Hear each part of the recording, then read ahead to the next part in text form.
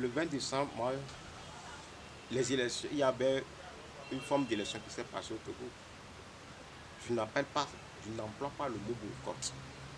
Parce que pour parler du boycott, il faudrait qu'on ait un système électoral démocratique d'abord.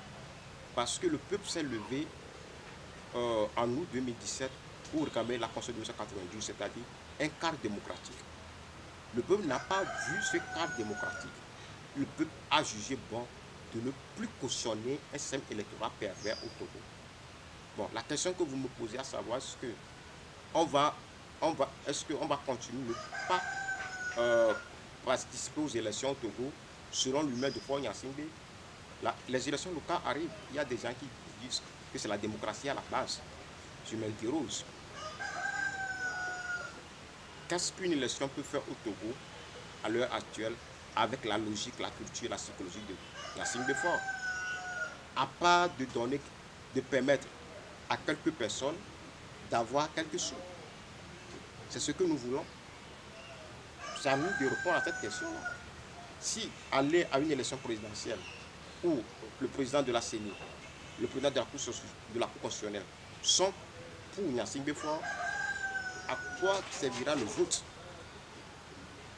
Il suffit que les deux personnes donnent un résultat comme ils veulent. Donc, la question pour moi, ce n'est pas une question de participer ou ne pas participer. Comment nous allons nous organiser pour que nous posons un dilemme à ce système où il doit voir qu'il a un intérêt à créer un cadre démocratique pour tous, ou sinon il va perdre tout par une frustration collective.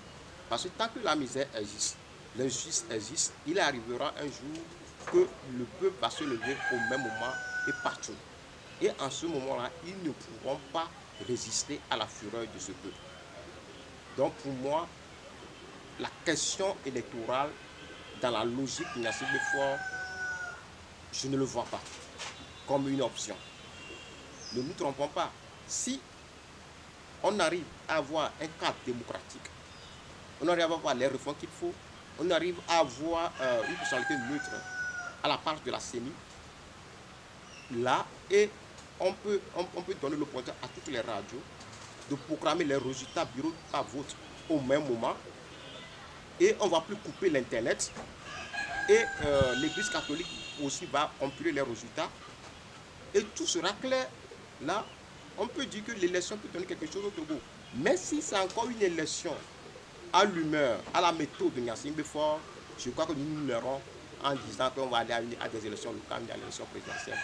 Vaut mieux de nous organiser quartier par quartier, région par région, village par région, pour dire non à l'injustice, pour dire stop, ça suffit maintenant. Nous voulons un nouveau ordre social. Et qu'est-ce que vous conseillez à la C14? De ne pas boycotter ou bien de participer à ces élections locales et présidentielles? Je n'ai pas de conseil à donner particulier à la C14, mais ils sont devant la réalité des faits. Nous avons fait une lutte depuis 1990 jusqu'à maintenant. Si les élections aux humeurs de Gnassingbé Faure peut leur donner quelque chose, ça peut de savoir.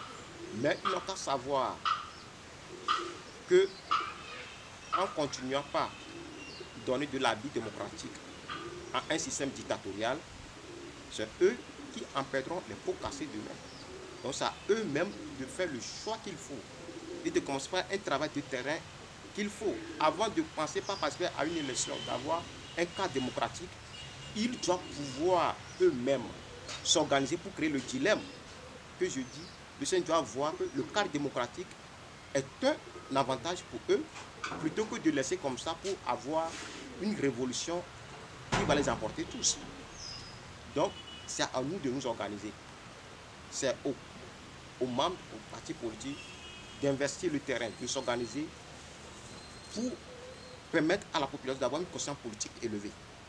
Ce n'est pas une question d'aller participer à une élection ou pas, mais ça dépend de notre organisation, de leur engagement sur le terrain pour créer le dilemme.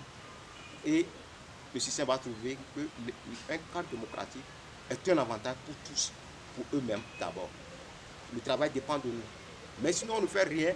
On dit qu'on va aller à une élection aux humains de Gnassingbé, on va couper l'Internet, où c'est la CENI, Alain Simifort, c'est le président de la constitutionnelle, Alain Simifort, qui va donner le résultat.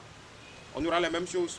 Pour un Yassimi 60%, un parti de politique 30%, et puis c'est fini. On continuera. C'est ce qu'on veut alors. Donc, c'est ça. C'est-à-dire que ce n'est pas une question d'aller au local, ou bien eux, ils vont prendre 70% des maires, on va vous donner 30%.